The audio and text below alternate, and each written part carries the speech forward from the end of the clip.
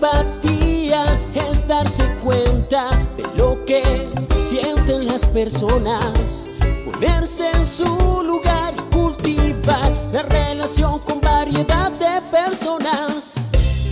Motivación usando nuestras preferencias más profundas para encaminar nuestros objetivos, tomar iniciativas, ser eficaces y perseverar a pesar de contratiempos y frustraciones. Habilidades sociales, emociones con buenas relaciones, interactuar fluidamente con habilidad para persuadir, dirigir, negociar y resolver conflictos, cooperar, trabajo en equipo. Todos tenemos dos mentes, una que piensa y otra que siente. La inteligencia emocional es la capacidad de controlar y regular los sentimientos propios y de los demás. Recuerda, usar la inteligencia emocional asegura un buen clima laboral.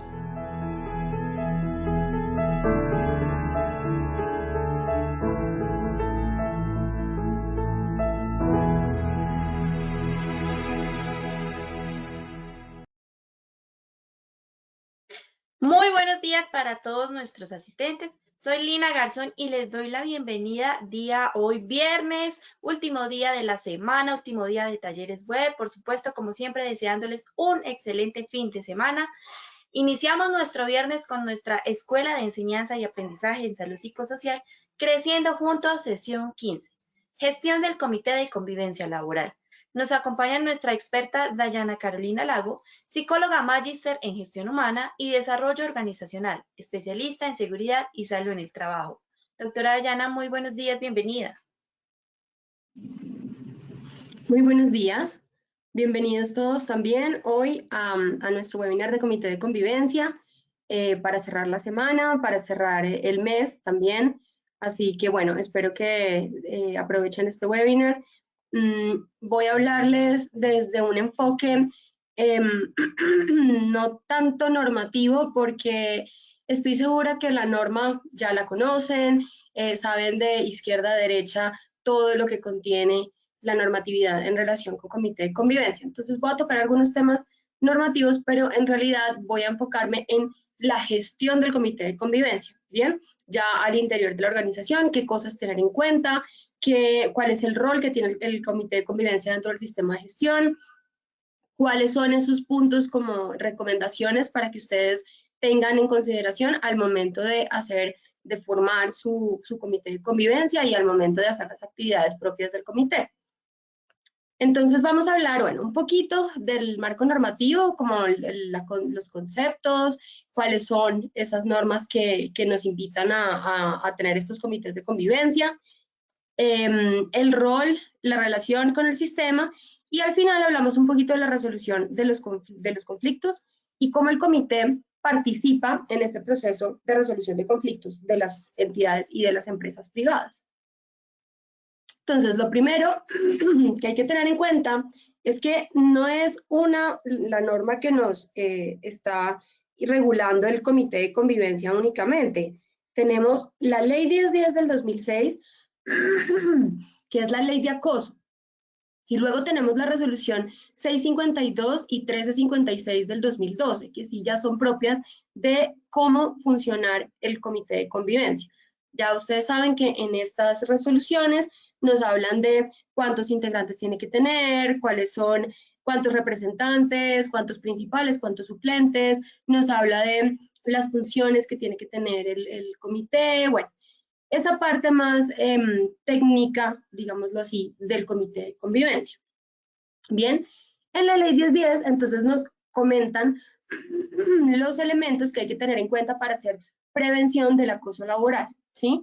Y dentro de esta ley ya sí nos definen el acoso, los tipos de acoso que hay, los tipos de acoso que hay, sí, y las conductas, si son o no son conductas típicas de un acoso laboral.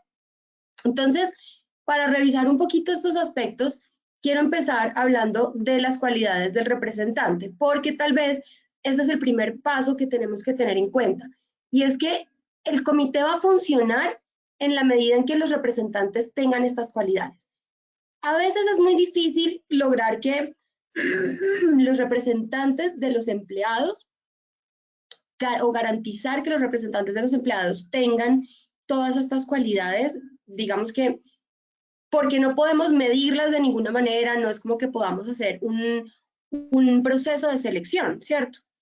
Pero en el caso del empleador tenemos allí unos cupos que sí podemos de alguna manera garantizar porque seleccionamos. La entidad, la empresa selecciona esos lugares y sí podemos allí tener un poco más de control frente a las cualidades. Así que yo los invito a que utilicen muy bien esa capacidad para decidir quiénes van a ser los representantes del empleador, porque realmente en la medida en que los representantes del comité, tanto el empleado como el empleador, cuenten sí o sí con estas competencias y con esas cualidades, pero no solamente de discurso, porque todos las tenemos, todos somos respetuosos, todos somos imparciales, todos somos tolerantes, todos somos honestos, pero que realmente se demuestra en nuestro comportamiento. Entonces, todos somos imparciales hasta que es uno de nuestros amigos el que está siendo víctima de acoso, ¿cierto? Y bueno, ahí entonces entra el tema de estar habilitados o no dentro del comité.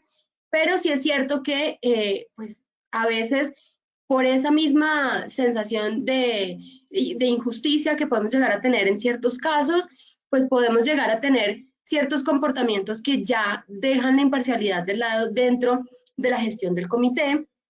Incluso al conversar con otras personas de la organización sobre este tipo de casos y sobre lo que está sucediendo en la entidad o en la empresa, y entonces comenzamos a tener en cuenta ya a las personas de una manera diferente y se pierde un poquito la imparcialidad.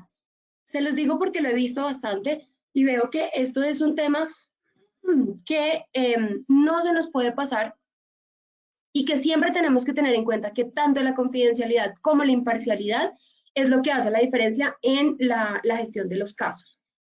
Tal vez son, junto con el respeto, las tres de las que no pueden faltar dentro del comité y dentro de los colaboradores.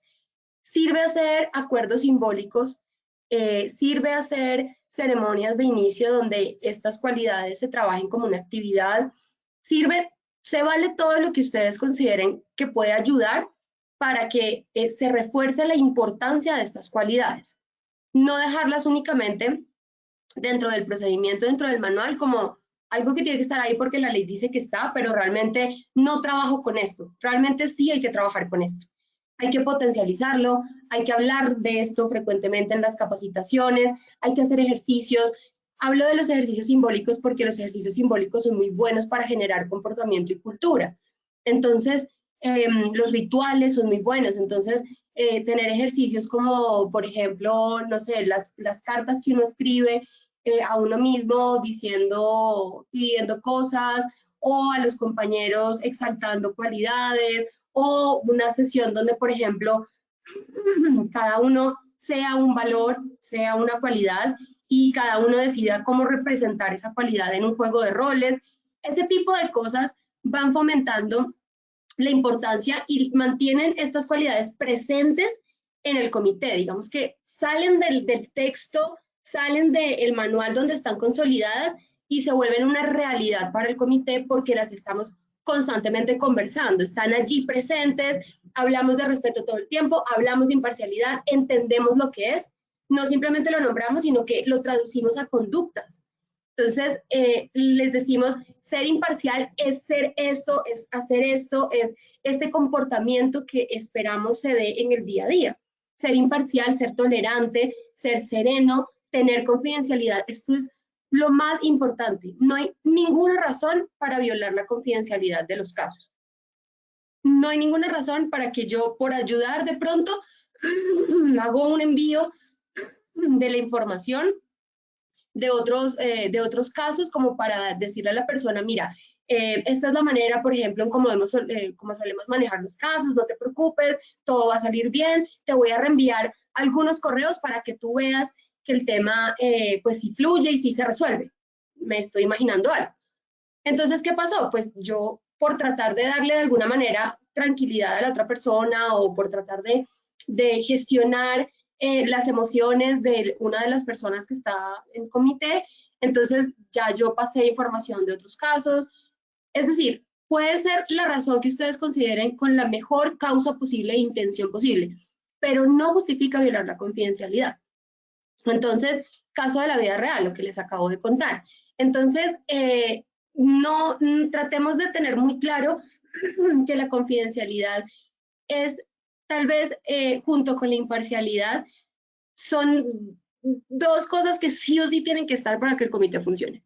Si no hay confidencialidad, pues definitivamente nadie va a confiar en el comité, porque hoy pues yo soy a quien le están dando la información, pero el día de mañana le pueden estar dando mi información a alguien más.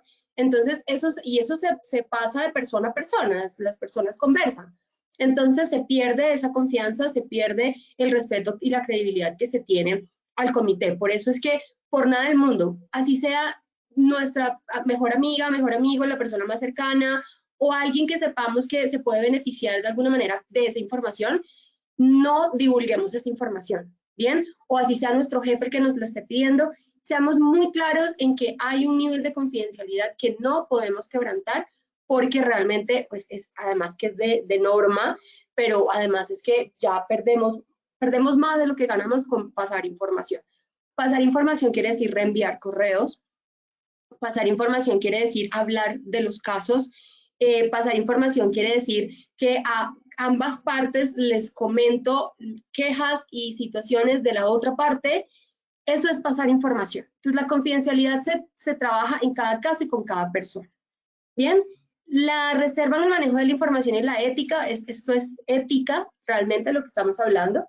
Habilidades de comunicación asertiva, esto sobre todo porque, pues, al final, el comité de convivencia es un órgano que permite gestionar las relaciones dentro de las empresas, de las organizaciones. Entonces, si no tenemos comunicación asertiva, no vamos a poder hacer una buena gestión de relacionamiento de las otras personas, ni nuestras, ni de nadie. Las habilidades de liderazgo y resolución de conflictos, porque principalmente se vuelven líderes en el tema de convivencia. Entonces se vuelven referentes, las personas los reconocen y saben que con ellos, de alguna manera, hay confianza en que con ellos hay como paz y estabilidad en el entorno laboral, porque ellos manejan la convivencia y ellos están pendientes de que todo el mundo conviva bien. Entonces, esas habilidades de liderazgo se tienen que ver constantemente, y las habilidades para resolver los conflictos también, como líderes y como gestores de la sana convivencia. Ya vamos a hablar cómo hacer eso. Entonces, conductas que sí constituyen acoso laboral, se las traigo para puntualizarlas porque tenemos que hablarle mucho a la gente de esto. Tenemos que contarles a las personas, yo les decía en el webinar de violencia, de prevención de la violencia, les comentaba que es muy importante hablarle a la gente de esto, que a veces las organizaciones tienden a evitar el tema para evitar como demostrar o dar a creer que hay muchos casos o no les gusta hablar de este tema, porque pues es un tema complejo que puede despertar incluso que las personas mismas comiencen a identificar conductas y empiecen a emitir quejas, entonces los indicadores pues se nos disparan. Entonces hay muchas razones por las que las organizaciones prefieren mantener este tema única y exclusivamente para los casos que llegan. Si hay un caso, se tramita el caso, pero si no, tratemos de dejar las cosas tranquilas y pues no alborotemos a las personas. Y es una posición, digamos que más allá de si está bien o mal, pues ya vamos a ver que el comité tiene un rol, entonces ustedes ya valorarán realmente si eso es suficiente o si realmente el comité debería hacer más. Pero lo que sí quiero demostrarles a ustedes es que al explicarles a las personas cuáles son esas conductas y qué pasa y darles ejemplos y darles contextos, hacemos dos cosas. Una, prevenimos porque las personas van a estar atentas a esas conductas y las personas que las cometen se van a cuidar más de hacerlo. Y por otro lado, porque empezamos a distinguir qué sí es y qué no es, y de esa manera también muchas de las situaciones que se pueden resolver de otras formas se resuelven sin necesidad de llegar al comité. Cuando se define que realmente hay un malentendido, pero pues realmente no hay como tal sospecha de acoso, por ejemplo. Entonces sí es bueno que esto sea un tema de conversación, un tema de capacitación, un tema de normal dentro de la organización, es decir, es uno de los peligros a los que todos estamos expuestos siempre y pues hay que hablar de esto. Es como si porque no queramos que en la ciudad se sepa que hay índices de violencia, entonces no hablamos del tema y pues todas las cifras y todo lo mantenemos callado, cuando en realidad sabemos que mientras más damos a la luz esta información y hablamos del tema, pues más cosas podemos hacer como sociedad para prevenirlas. Así que dentro de la organización es igual, hay que hablarlo, hay que traer el tema con la gente. Entonces, ¿qué conductas sí constituyen acoso? Vemos la agresión física, las expresiones hostiles, cualquier tipo de expresión hostil. Hay que tener en cuenta que hay una percepción por parte del colaborador. Entonces, esas expresiones hostiles que son recurrentes, que se mantienen, esas expresiones hostiles que tienen una intención de dañar a la otra persona, ahí sí ya empezamos a ver que hay una conducta que constituye acoso laboral. Injustificadas amenazas de despido, descalificación en público, burlas sobre la apariencia física y vestimenta, alusión pública a hechos íntimos, asignación de deberes fuera de la obligación laboral, y esta hay que tenerla presente y hay que analizarla porque aquí es donde empezamos como a ver si sí es o no es, porque pues hay determinadas labores y determinados roles que esto suele ser normal y suele pasar y no es como tal una conducta de acoso, pero pues habría que ver la intención en el marco de la situación, a ver qué fue lo que pasó, por qué se dio así, qué tan frecuente está siendo, las exigencias desproporcionadas, el trato discriminatorio, la negativa a otorgar permisos y licencias, sobre todo en esos casos en los que sí o sí la persona tiene derecho a tenerlos, horarios excesivos y exigencias permanentes de laborar en dominicales y días festivos sin ningún fundamento. Entonces, estas son conductas que y sobre todo cuando se dan una, no se da una sola, se dan varias. Entonces, ya empezamos a ver que es un caso que va adquiriendo forma y sospechamos. Y les decía en días pasados que hay que tener en cuenta que sospechamos en la organización. Y cuando sospechamos, pues seguimos a las siguientes instancias y gestionamos y bueno, ya es un juez quien decide si hay o no hay acoso laboral en ese caso. Nosotros solamente vemos si es o no es sospecha de, pero no podemos decir dentro de la organización si este es un caso de acoso laboral. ¿Listo? No se puede, el comité no lo puede hacer. Bien, entonces hay que tener en cuenta estas conductas para armar un buen informe del caso, revisar cómo se dieron las conductas, cuándo se dieron, qué fue lo que pasó, qué las motivó, qué las mantiene. Esas preguntas nos ayudan a nosotros a hacer el análisis para saber si esto constituye o no un caso de acoso. ¿Listo? ¿Qué no constituye entonces? Actos para ejercer potestad disciplinaria de la organización. Pero hay una delgada línea entre uno y otro, porque a veces también este tipo de acciones pueden estar en la línea delgada entre si es o no es.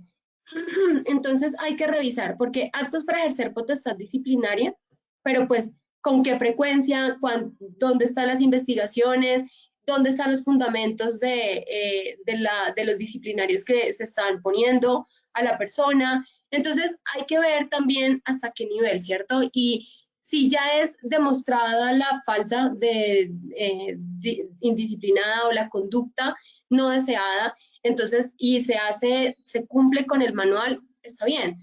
Exigencias razonables de fidelidad o lealtad laboral es muy importante porque todos hacemos parte de una organización y cuando aceptamos trabajar en la organización, pues nos comprometemos a cumplir con los requerimientos, los lineamientos de esa organización.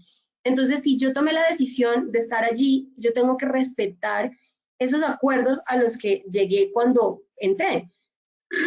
Los memorandos solicitando exigencias de eficiencia laboral. Entonces, cuando sabemos que no estamos cumpliendo y nos exigen, entonces no podemos pensar que es un acoso. Si me equivoco, si constantemente me devuelven los trabajos por un mal desempeño, por errores, si ponen a un compañero a revisarme los trabajos, pues evidentemente no es que me estén haciendo acoso, sino que si hay una justa causa para ello, porque no hay un trabajo eficiente y de calidad, de acuerdo a los criterios de calidad establecidos, pues hay en efecto una razón para hacerlo y no es un acoso laboral, aunque la persona posiblemente sí lo sienta de esa manera. Entonces hay que entrar a revisar qué está pasando en esa relación y entrar a mediar, porque sí o sí eso va a generar un conflicto. Bien, entonces, a menos que sea en mutuo acuerdo con el colaborador y demás. Pero en principio, si no se conversa con el colaborador, si no se llega al acuerdo con el colaborador para ese tipo de gestión, entonces es muy posible que el colaborador genere resistencia y se genere un conflicto allí. Por eso les digo que hay una delgada línea entre uno y el otro. Solicitud de deberes extras para la continuidad del servicio. Si el servicio lo demanda y lo exige, tenemos que hacer el esfuerzo. Todos lo hacemos y es un tema que no es directamente a la persona, no es sobre una persona, cosa que en el acoso sucede de esa manera. Terminar el contrato de trabajo por justa causa, exigir cumplimiento de deberes y obligaciones, ¿sí? Exigir cumplimiento de estipulaciones contenidas en contratos y cláusulas de trabajo. Entonces, estas exigencias son normales y de hecho exigir no está mal y a veces los jefes tienen miedo de exigir para evitar precisamente que las personas caigan en estas quejas de acoso laboral y es normal. ¿Qué hay que hacer? Hay que hablar con los jefes, hay que hablar con la gente, hay que decirle a la gente, mire, nosotros esperamos esto de usted. Si no se cumplen estos comportamientos, si no se cumplen las recomendaciones que el jefe da, si no se cumplen con las exigencias, hay consecuencias, como en cualquier entorno, ¿sí? Entonces, hay que tener eso presente y cuando más hablemos de esto, pues más la gente va a estar en sobreaviso y va a ser más fácil saber qué es y qué no es. Si ya me lo habían dicho, yo ya sabía que tenía que cumplir con ese plazo y es la tercera o cuarta vez que incumplo el plazo, pues yo sé que va a haber una consecuencia y no puedo pensar que esa consecuencia es porque mi jefe me está acosando, ¿sí? Entonces, había un plazo, había un compromiso. Ese compromiso no se cumplió. El jefe tiene que tomar acciones. Entonces, no es un acoso. Pero en principio, la persona podría sentir que lo es. Bien, dependiente también de la relación, cómo se haya dado, cómo sea la relación entre ellos, el perfil de personalidad de las personas.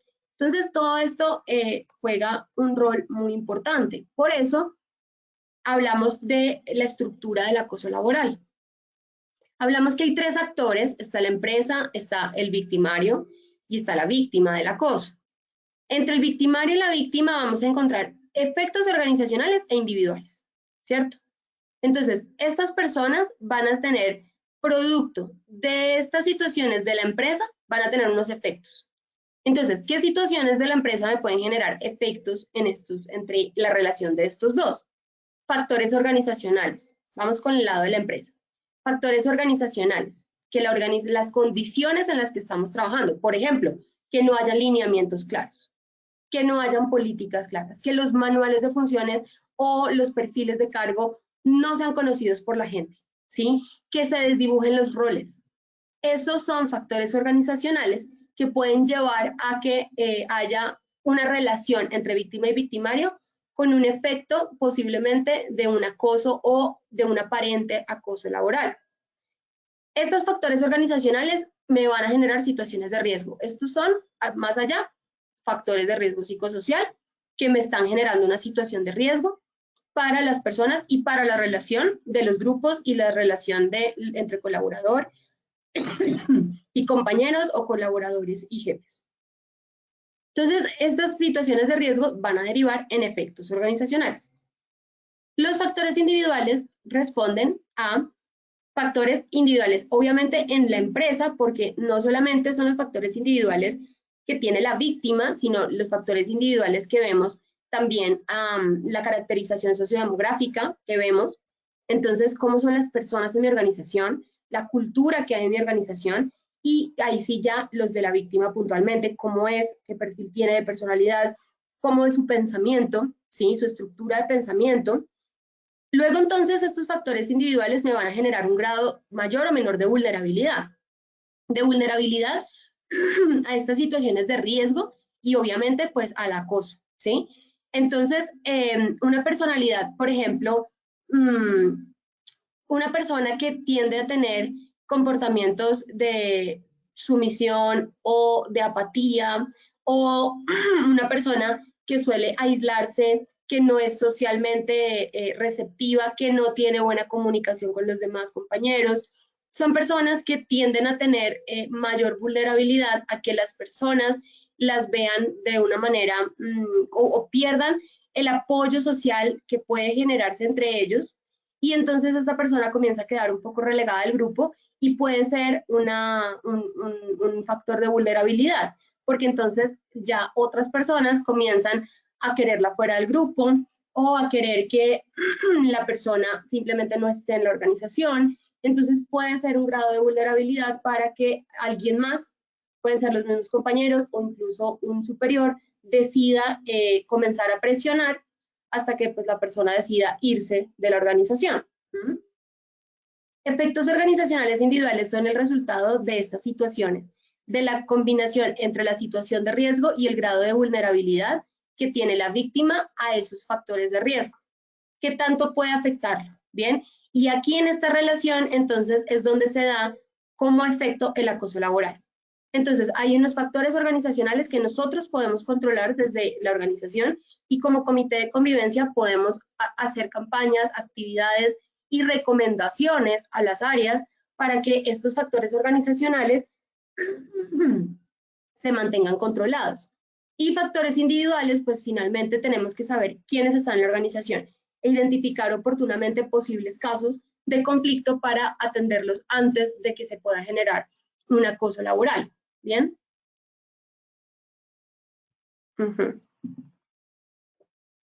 El acoso obviamente tiene consecuencias y estas consecuencias no son únicamente consecuencias a nivel organizacional, sino en la persona. Entonces vemos consecuencias fisiológicas porque sí genera una sintomatología. No es que las personas estén psicosomatizando o que las personas se estén imaginando esas dolencias, que no estén allí, que todo esté en la mente. Aún cuando todo está en la mente, sale y se expresa en el cuerpo, porque cuerpo y mente están conectados, ¿sí? Entonces, acuérdense que nosotros estamos funcionando por neuronas y por nervios que están distribuidos en todo nuestro cuerpo. Entonces, lo que pasa en la mente se traduce y se transmite en el cuerpo. Si yo estoy tensionado y tengo estrés y siento ansiedad y constantemente estoy expuesto a altos niveles de ansiedad, yo voy a tener una dolencia muscular seguramente porque los músculos son los primeros que están o participan más bien en la respuesta del estrés. Entonces, el estómago también. Entonces, ahí es donde se nos genera la famosa gastritis. Entonces, sí tenemos que revisar cómo las dolencias, los síntomas respiratorios, por ejemplo, las personas que empiezan a tener síntomas como tos, hay gente que desarrolla tos y no tiene ningún síntoma como tal, ninguna patología respiratoria, y puede ser una tos que viene derivada o bien de un malestar gástrico, puede pasar precisamente de la situación de estrés, de las agrieras, del reflujo, o que puede ser también una reacción a todo el estrés que está viviendo. Entonces, no podemos caer tampoco en atribuirle todo el estrés, hay que consultar al médico y eso es súper importante hacerlo, pero sí tener en cuenta que cuando se dan estas situaciones, nuestras personas se van a ver afectadas fisiológicamente también, o sea, se van a enfermar psicológica y fisiológicamente. Por eso es que el acoso se vuelve un tema tan importante.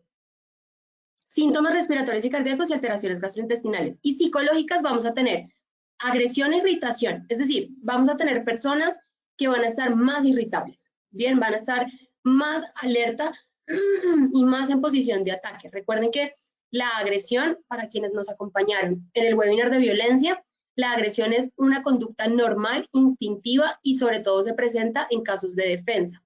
Entonces vamos a sentir una necesidad de agredir a los demás con tal de protegernos a nosotros de los ataques que estamos recibiendo y de la violencia de la que estamos siendo víctimas, aparentemente. Entonces vamos a tener personas agresivas en los grupos. Y ahí es donde vienen, es que esta persona es conflictiva, esta persona es muy agresiva dentro del grupo. Ok, ¿qué es lo que está pasando? Porque es que nadie se comporta así si no se siente amenazado o vulnerado. Entonces toca revisar el caso completo y entender por qué esta persona está actuando de esta manera. Pero sobre todo si uno hace ese análisis es también para hacer algo, ¿no? Entonces hay que estar dispuestos a tener acciones.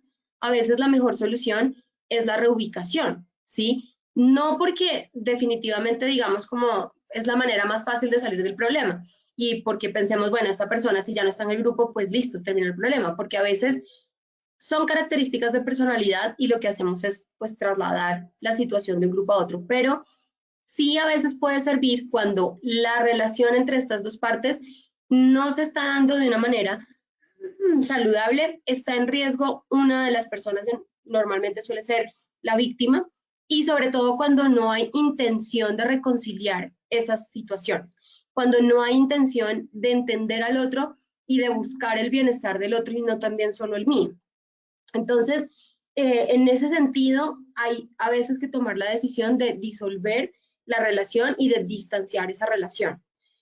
Eso va a depender de cada caso, por eso hay que hacer un muy buen análisis del caso, pero a lo que me refiero es que si van a hacer un análisis, tengan en cuenta que van a tener unos resultados que tienen que gestionar.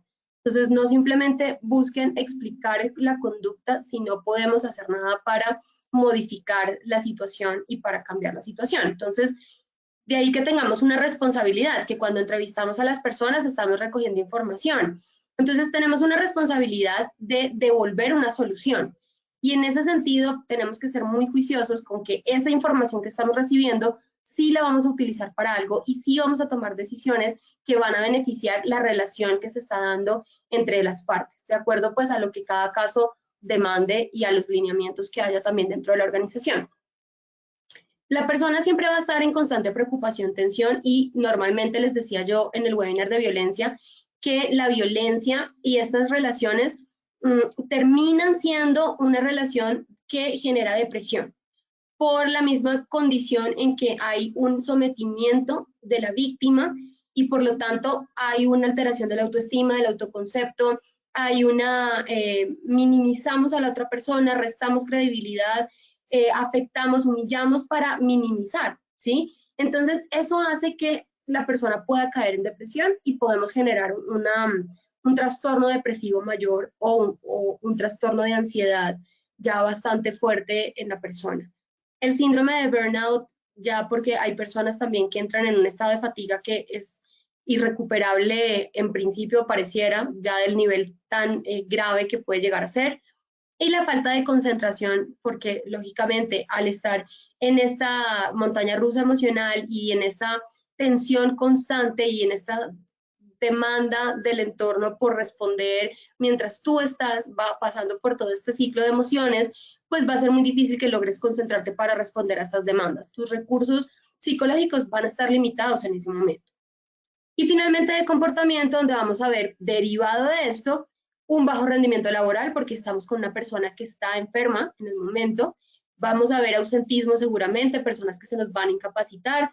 Vamos a ver inestabilidad e insatisfacción. Consumo de sustancias puede pasar como una estrategia para afrontar la situación y aumento de accidentes laborales porque por falta también de concentración cometemos errores y podemos generar accidentes laborales.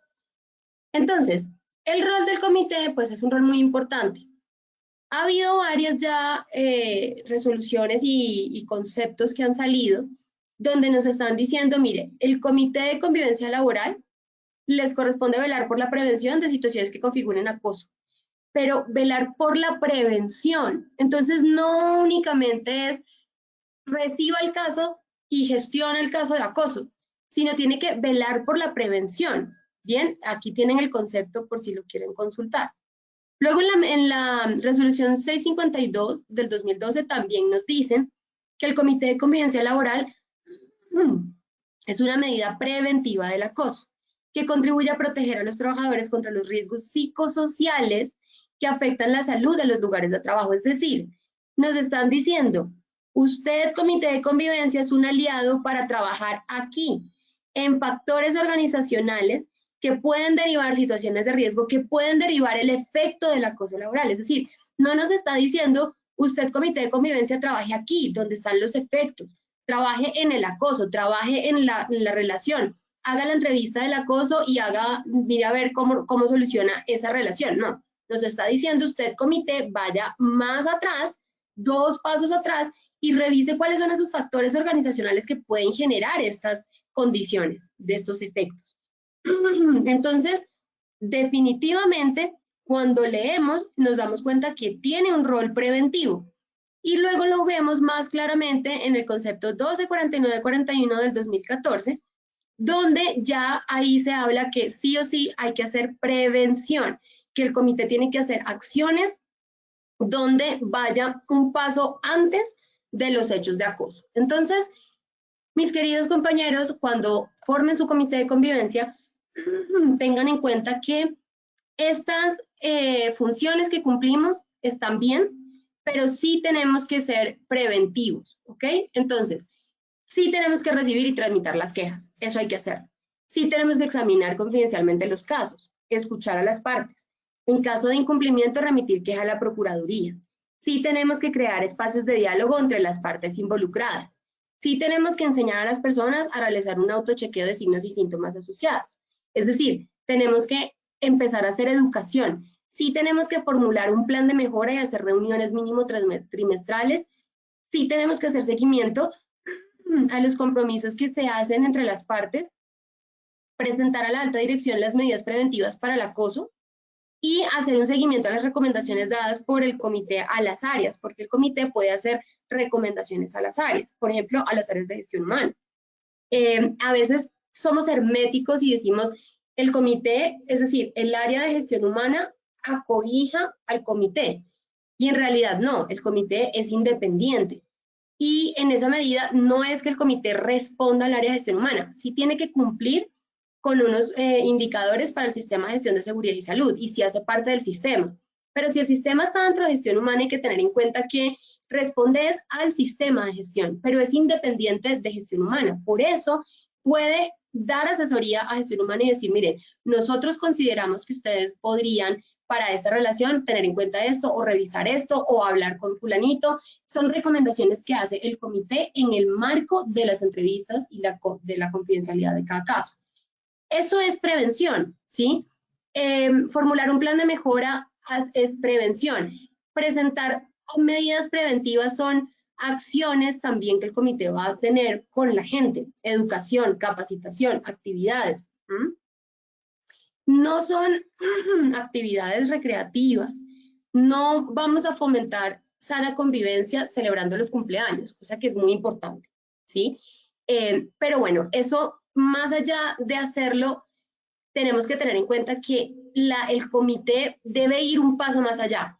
Hagan eso, eso está muy bien, eso hace un buen clima laboral, eso genera una bonita cultura, pero tenemos que ir un paso más allá, tenemos que ir realmente a ver cuáles son los factores que me pueden generar acoso y cómo los puedo prevenir, qué puedo hacer allí, y para eso se pueden apoyar muchísimo en los psicólogos especialistas de riesgo psicosocial para hacer, porque finalmente son aliados del sistema de vigilancia de riesgo psicosocial y de la prevención del riesgo psicosocial. Entonces hay que trabajar de la mano en ese sentido. Acciones preventivas que puede tener el comité: definir una estrategia de divulgación, verificar diagnósticos previos psicosociales para ver la historia, qué es lo que siempre sale y qué es lo que podría ser como un factor importante, realizar seguimiento preventivo en las áreas, ¿sí? Acá en los diagnósticos psicosociales hay que tener en cuenta la confidencialidad que tiene este diagnóstico, pero sí puede tener el comité información general. ¿Cuáles son las dimensiones que siempre puntúan alto? ¿Cuáles son esos factores que son prioritarios a trabajar? Ese tipo de información es buena para que el comité emita acciones preventivas. Mesas ejecutivas de trabajo, implementar acciones y recomendaciones.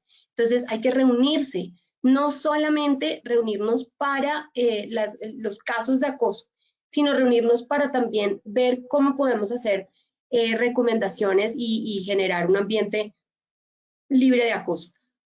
Enseñar a las personas a realizar autocuidado, identificar, por ejemplo, previamente formas de comunicación disfuncional es una forma de autocuidado.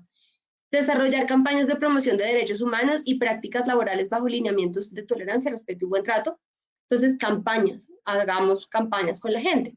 Generar canales de intercambio preventivo con los trabajadores. Entonces, hacemos una comunicación directa para que los colaboradores nos cuenten y nosotros hablar. La mejor manera de enterarnos de lo que pasa es conversando incluso informalmente, sin necesidad de generar una cita, sino, venga, cuénteme cómo está el área, cómo están sus compañeros, qué ha pasado, cómo sigue todo por acá.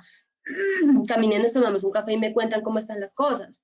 Y en ese sentido, uno va recogiendo información que pueda también darnos luz de qué está pasando ya aterrizadamente en las áreas y en los centros de trabajo. Entonces, vamos un paso más cerca de la gente, no estamos esperando a que sea un comité que se reúne únicamente en un despacho donde nadie nunca los ve reunirse y donde nadie ni siquiera se acuerda quiénes son los representantes y donde nadie los reconoce, porque pierde sentido. El comité debe estar ahí libre, dispuesto, abierto y ser una imagen para que la gente gane confianza y credibilidad también en el comité como tal. Un plan de capacitación para el comité de convivencia es muy bueno en la medida en que eso aporta para que ellos puedan tomar decisiones. Entonces, en cuanto a funcionamiento y normatividad es básico. En cuanto a factores de riesgos psicosociales es básico. El comité y los factores de riesgos psicosociales para ver de qué manera hacemos esos factores de riesgos psicosociales que ya aprendimos qué son y cómo se dan, cómo los podemos gestionar dentro de la organización. Esto puede ser también a manera de taller para que haya intercambio con los integrantes del comité y guiarlos también en los planes que van a desarrollar. Ya específicamente en acoso laboral, más allá del funcionamiento y la normatividad del acoso, sino en realmente qué efectos tiene, qué pasa con las personas, cómo podemos trabajar cuando hay una conducta ya de acoso, más allá del ámbito legal, qué podemos hacer en el grupo, porque el grupo también se ve afectado. Entonces, hablar de eso en las capacitaciones, maltrato y violencia laboral, hablar de justicia organizacional, un concepto importantísimo, elaboración de un plan de promoción y prevención para la sana convivencia, cómo hacer ese plan, enseñarles qué estrategias pueden utilizar para tampoco quitarles tanto tiempo, porque normalmente las personas del comité pues tienen otras funciones en la entidad o en la empresa y eso consume mucho tiempo. Habilidades en negociación, comunicación y solución de conflictos, porque son las 3 herramientas básicas de trabajo que debe tener el comité de convivencia. Entonces, estas son algunas sugerencias para el plan de capacitación del comité que ustedes pueden utilizar. Tengan en cuenta que la prevención está en fomentar una sana estrategia de solución de conflictos. Hay que hablar con la gente y enseñarles cómo resolver los conflictos, pero pues para eso primero tenemos que capacitarnos, ver cómo se pueden resolver y ahí sí contarle a la gente y tratar de prevenir antes de que el caso llegue a ser un acoso como tal, identificar los conflictos y luego llegar a una prevención. Por eso hay que entender cómo se da el conflicto. Entonces, primero, conflicto no es necesariamente una palabra mala, no es un concepto negativo, ¿sí? Los conflictos, de hecho, gracias a los conflictos es que nosotros salimos adelante, nos desarrollamos, somos creativos, porque los conflictos es cuando hay una barrera, hay un reto entre los recursos que tengo para una situación que implica un reto y mi capacidad para responder a esa situación. Entonces, ahí hay un conflicto. ¿Cómo lo resuelvo? Hay una gran pregunta. ¿Cómo resuelvo para seguir adelante esta barrera? Entonces, hay un conflicto que puede ser bueno en la medida en que es un conflicto positivo y un conflicto constructivo, o que puede ser malo en la medida en que no construye, sino que más bien destruye. Entonces, si no hay una mentalidad de entender el conflicto como una oportunidad para ser creativos y para aprender de los demás, ahí entonces vamos a estar en una resolución de conflictos narcisista, donde únicamente voy a estar jalando para mi lado sin entender al otro y sin entender el contexto de lo que está pasando. Y ahí no va a haber solución de conflicto y más bien voy a destruir la relación, le voy a hacer daño a la relación con esa persona, más de lo que puede ya estar por el conflicto que se ha vivido. Entonces, todo conflicto empieza teniendo una fase inicial. En esta fase inicial es el momento oportuno para hacer una buena prevención. Entonces, en esta fase inicial es cuando empezamos a notar las diferencias. Hay ciertas condiciones que ya vamos a ver cuáles son que generan un conflicto. Cuando las identificamos, que empezamos a decir, uy, esto está presente en este grupo, estas dos personas siempre tienden a tener discusiones y a debatir ideas y siempre se les nota un malestar cuando están hablando sobre temas en los que no se ponen de acuerdo. Entonces, ahí ya empezamos a ver que hay una fase inicial de un posible conflicto. El conflicto lo único que necesita es tiempo. Esta parte de aquí abajo, el eje X de la curva del conflicto, es el tiempo. Entonces, si empieza en la fase inicial y nosotros lo dejamos avanzar en el tiempo, lo demás, que es el comportamiento, va a ser de las suyas y ya la relación como tal es la que va a ir escalando sí o sí. Entonces, tenemos que tener en cuenta que mientras más tiempo dejemos pasar esos casos que comenzamos a identificar como posibles potenciales de conflicto, más posiblemente sea un conflicto que se materialice y que genere realmente dificultades y una disfuncionalidad en el grupo donde están las personas. Entonces sí tenemos que como comité estar atentos y estar, por eso les digo, conversando con la gente, caminando entre las áreas, viendo cómo está la convivencia para poder identificar de manera temprana estos posibles conflictos que se puedan dar en el entorno laboral. Entonces, cuando pasa la fase inicial, luego llega la fase de toma de conciencia donde decimos, aquí hay un conflicto. Y decimos, ok, la persona misma se da cuenta que aquí hay un conflicto. Y llegamos a la fase de manejo del conflicto, donde el conflicto ya ha escalado lo suficiente y donde ya realmente hay una dificultad para llevar la relación, donde ya puede haber incluso maltrato entre las partes, aunque no sea necesariamente un acoso laboral, pero puede haber maltrato. Y ahí es donde la gente se confunde y dice, me están acosando. Pero realmente es producto del conflicto. ¿Puede llegar a ser un acoso? Claro que sí. Por eso es que hay que trabajarlo temprano, para evitar que esto llegue a ser ya de una manera deliberada e intencional el acoso sobre una de las partes del conflicto. Entonces, en esta fase del manejo es donde ya tenemos que hacer una intervención. Aquí, en la fase inicial, hacemos prevención. Entonces, buscamos charlas, hablamos con las personas, les hablamos cuando identifiquemos acá, les hablamos, miren, los conflictos son estos, los pueden resolver de esta manera, todos tenemos conflictos, los conflictos no son malos, son buenos porque nos ayudan a ser creativos. Toda esta información se la damos a las personas en una fase inicial. Y luego en la fase de manejo del conflicto, cuando ya la cosa ha escalado, ahí sí ya nos sentamos y hablamos, bueno, hay un conflicto y ustedes lo tienen que resolver. Y ayudamos, mediamos a las personas a resolver el conflicto, incluso antes de que llegue la queja.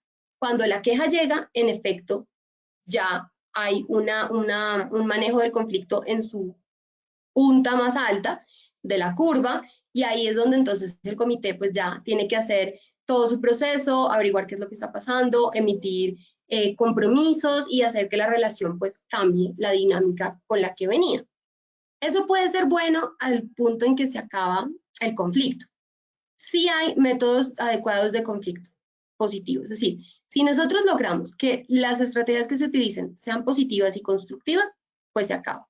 Si no se dan los métodos adecuados, lo que vamos a hacer es que esto va a seguir escalando a punto en que se va a salir de las manos y posiblemente ya llegue a ser o una conducta que deba castigarse disciplinariamente o una decisión ya que toque hacer frente a las siguientes instancias del comité y demás. Entonces, sí hay que pensar en cómo desde el comité nos vamos a estas fases iniciales para prevenir, porque ahí es donde realmente es la parte más importante del rol del comité, evitar que hayan casos de acoso, y para eso pues nos toca prevenir los conflictos en el entorno laboral.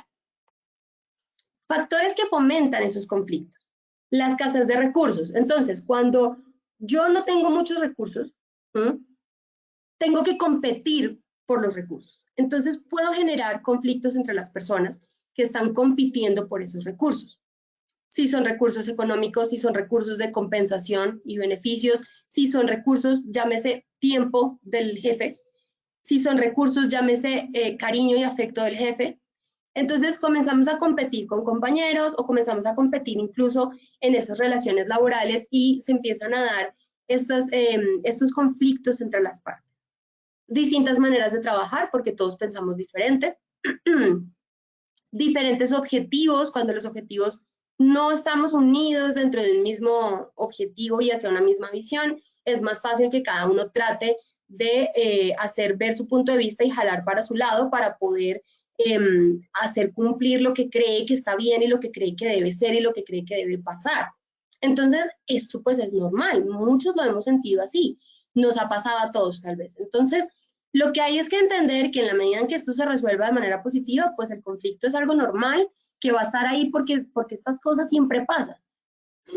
Distribución de tareas deficiente, cuando aquella persona tal vez gana mucho más que yo, tiene un cargo más alto y es la que hace menos, y yo hago más, tal vez hago hasta trabajo que ella debería estar haciendo.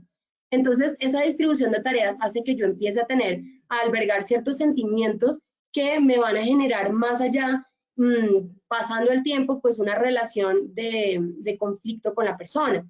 La mala comunicación, los malos entendidos, cuando los valores personales entre unos y otros son distintos, porque el conflicto tiene un tema, y es que el conflicto aparece cuando la identidad de nosotros se ve de alguna manera amenazada.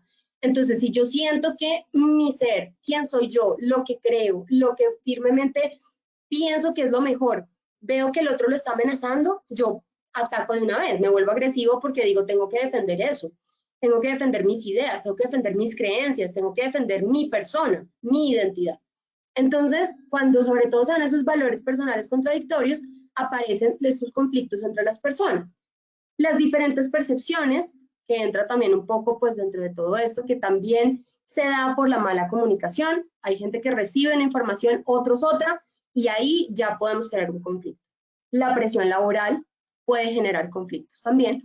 Entonces, todo eso, si ustedes se dan cuenta, son factores que se pueden gestionar desde la organización. Entonces, ya ahí es donde vemos que podemos hacer recomendaciones, podemos hacer campañas, podemos hablar con los líderes y ellos pues van a poder tener esto consciente para hacer diferencias, hacer casos distintos. Ya para ir terminando, esta es la ruta para la resolución del conflicto. Detectar el conflicto, identificar a las personas que están involucradas, estudiar la situación, cuál es la causa del conflicto, ¿sí?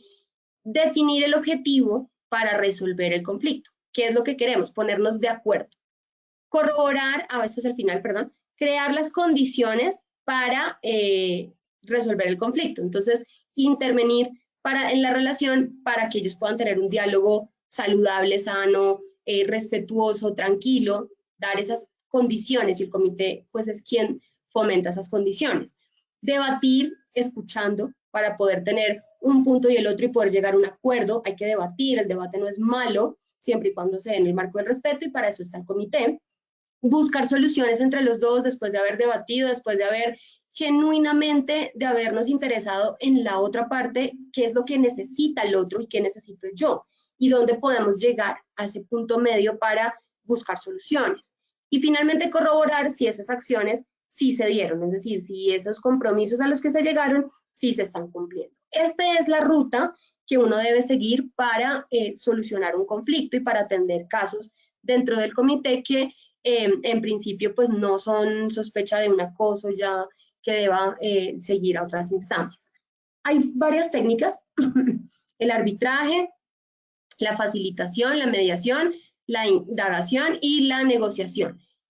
La negociación es tal vez la que considero que es más apropiada para comités de convivencia, porque acá las personas que intervienen ya son quienes llegan a la solución, ¿ok? Y el comité es quien también aporta esas soluciones, pero no las impone, por ejemplo, como en el arbitraje. En el arbitraje, el comité diría, miren, se va a hacer así y así es porque yo lo digo. Y esa no es la idea porque entonces no va a haber un cambio genuino de comportamiento. Entonces necesitamos es que las personas realmente lleguen a ese punto en el que estén seguras de lo que están decidiendo y lo quieran hacer. Y ahí sí va a haber un cambio de comportamiento. Por eso esa sesión de debate y de construcción de las soluciones mutuas es muy importante que se dé bajo las condiciones adecuadas. Y ahí en esa negociación, pues es donde el comité fomenta el espacio de negociación, negocia también con las personas del momento. Entonces, acá hay que tener en cuenta que negociamos por intereses y no por posiciones. Los intereses de la gente, no buscamos la relación de poder, no quiero ejercer poder sobre ti, sino solucionar, ¿sí? Vamos a buscar soluciones para ambos. Y ahí la negociación se vuelve una negociación productiva, efectiva, ¿bien? Por eso tenemos que tener habilidades de comunicación efectiva para poder resolverlo de manera positiva, ¿ok? Y esa negociación se da en un procedimiento también. Lo primero es prepararnos. El comité, de hecho, debe tener espacios donde después de las entrevistas con las personas, para poder dirigir esa sesión de negociación, tiene que ponerse a sacar ideas y hacer una lluvia de ideas y prepararse para también preparar luego a las personas. Hablar con cada uno previo y luego hacer una reunión en conjunto donde se firmen esos compromisos. Luego entonces de esa preparación individual donde yo digo, bueno, me preparo, voy a ser receptivo, quiero esto, puedo llegar a sacrificar esto para conseguir una ganancia por parte y parte, defino la mejor alternativa para un acuerdo. ¿Qué es eso? Eso es el ganar-ganar. ¿Cuál es la mejor alternativa? ¿Cuál es el mejor escenario en el que yo gano y esa persona gana? Clarificación del proceso. A se expresa, B escucha, B aclara, ¿sí? B resume lo dicho por A aprueba el resumen de B. A y B intercambian roles. Vuelve y pasa esto, pero ahora B se expresa y A escucha. Luego entonces de que hubo ese intercambio de ideas y hay un genuino entendimiento de la situación del otro, hago una tormenta de ideas para ver cómo lo vamos a solucionar. Luego negociamos para seleccionando esas ideas que hemos creado, esas nuevas opciones que a ambas partes nos convienen, cuáles son los que sí o sí para nosotros son fundamentales, y lograr ya al final un resultado consensuado. Esto es un proceso y no siempre se da fluidamente y en la mejor manera. A veces hay que tenerlo en varios encuentros, a veces no solamente un encuentro nos sirve, pero de ahí que el comité sea muy juicioso en sensibilizando a las partes para que las partes puedan llegar preparados a estas negociaciones y dispuestos realmente a negociar, no narcisísticamente se podría decir, sino que realmente buscando el interés de los dos, ¿sí? Tengan en cuenta llegar preparados, cuál es el mejor momento, el mejor lugar, hay que crear ese contexto, escuchar atentamente a la persona y no interrumpirlo, sino realmente ver qué es lo que está pasando, hacer las preguntas adecuadas para poder saber realmente qué necesita la otra persona y qué necesito yo.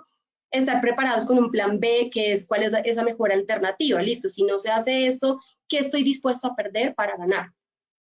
Y finalmente, para terminar y despedirme, tengan en cuenta estos tips. Primero, establezcan un vínculo de empatía con la gente. Eso lo pueden hacer desde el principio, hablando con todo el mundo, haciendo campañas, estando allí dispuestos y empiezan ya a tener empatía con las personas. Y cuando ya llegan a una entrevista, establezcan un vínculo de empatía con la persona, no lleguen de una vez, bueno, listo, entonces voy a leer el acta de hoy, entonces el orden del día, la agenda del día, tarararara, listo, entonces fulanito de tal, ¿qué fue lo que pasó? No, porque entonces se vuelve una transacción y la persona realmente no se va a sentir bien y la información que nos va a dar puede que sea útil, pero no nos va a llevar por un buen camino hasta la solución del conflicto, ¿bien? Entonces es importante que desde el principio seamos muy empáticos. Estamos hablando de emociones humanas, hay que ser empáticos. Evitar juicios de valor, porque realmente no estamos acá para juzgar a nadie, simplemente para analizar la conducta. Realizar un análisis conductual más no moral.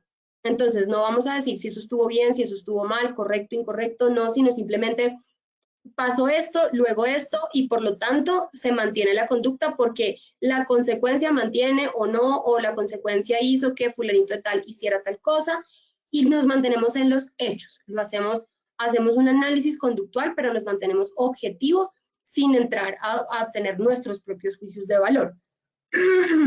Promover un entorno neutro cuando hagan los compromisos. Un entorno en que las personas se sientan en confianza de expresarse y sepan que no va a haber ninguna represalia ni ataque ni juicio moral de una parte o de otra para que se puedan realmente expresar y llegar a una solución.